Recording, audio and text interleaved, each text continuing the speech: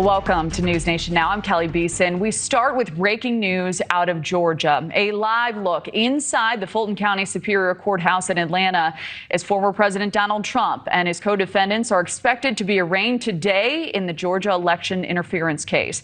Trump and all of his co-defendants waived their rights to in-person arraignments. The former president, who faces 3 other criminal trials, has pled not guilty to the 13 charges he faces in Georgia. Joining us now, trial attorney Brian Claypool. Brian, always great to see you. Thank you for being here. So to start, what do you expect will be happening today? Hey, Kelly, great to be back with you. Yeah, today is a really important hearing because the judge is going to have to rule on 2 defendants who have requested what's called a speedy trial, Kenneth Chesborough and I think Sidney Powell. They have asked for a speedy trial. What's that? Well, constitutionally, if you ask for a speedy trial, the court usually has to give you a trial date within 120 days of the arraignment. Why is that important? Because 16 other co-defendants are not asserting their right to a speedy trial. And that leads then to the million-dollar question for the judge.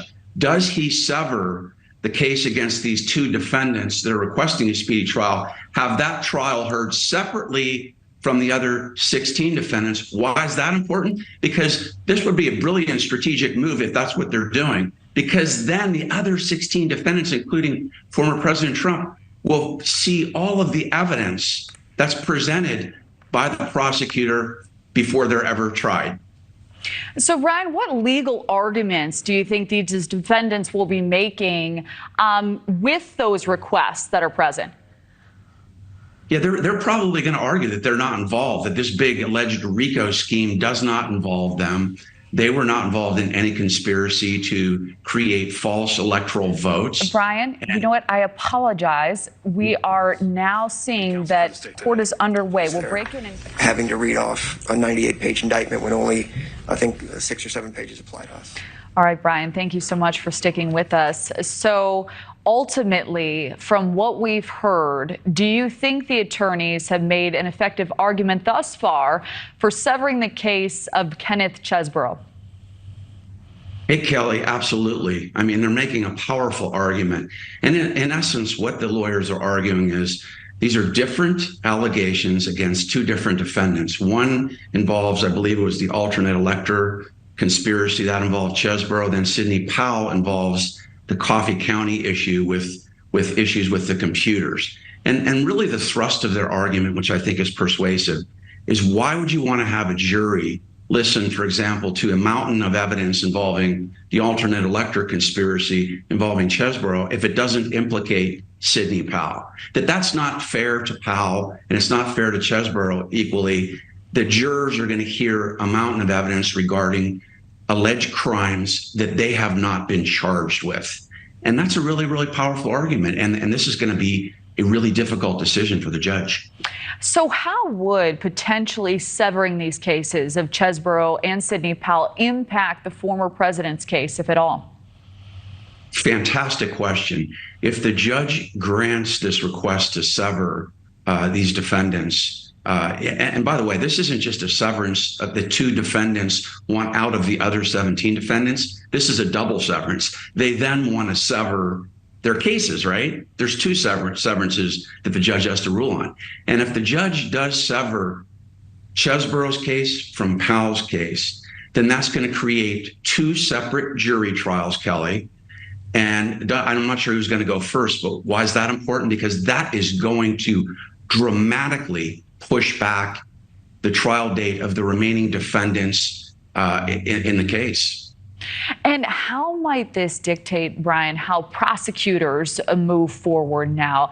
And also, do you expect to see some of these defendants potentially turning on the former president? Well, look, if I'm the prosecutor in this case, she's going to have to hear what the ruling is, right? So if the ruling is to deny the severance motion, then there's less strategically Fani Willis has to really think about, right? Because these 2 are still in the case with the other 17 defendants. But this is going to be a difficult decision for Willis then. If this judge grants the severance of Chesborough and Powell and allows them 2 separate jury trials, then I think Powell has to take a really close look at whether she wants to either cut a plea deal with a much minor charge with these two defendants, or even possibly dismiss these two defendants. Why? Because if she doesn't do anything like that, Kelly, then the prosecutor's office is forced to put on a ton of evidence on two different jury trials that former President Trump, Mark Meadows, and all these other defendants are going to get to preview. They're going to see a lot of the evidence that's going to be used against them in their case. And that's not helpful to the prosecution. That actually helps the other defendants. So Willis is going to have to really, really seriously consider, does she continue on with what I perceive to be two kind of tangential defendants? All right, really interesting. So how soon, Brian, could a trial begin here? Yeah, another great question. I mean, there's no set rule. You're given a constitutional right to a speedy trial, but there's no set rule state to state on what number of days you need to have that trial take place. But the case law, by case law, when these lawyers are referring to case law, it's when a case is heard by a judge, it goes all the way up to the Supreme Court, and the Supreme Court rules on it. That becomes what's called case law, unlike statutory law, which is written up by legislators. So back to the speedy trial issue, most of the case law across the country says around 120 days from the date of arraignment. So if the judge severs these cases, then I would expect a trial date for either Chesborough or Powell to occur within 120 days from today. All right, Brian Claypool, thank you so much for your real-time analysis. Much appreciated. And we will be right back.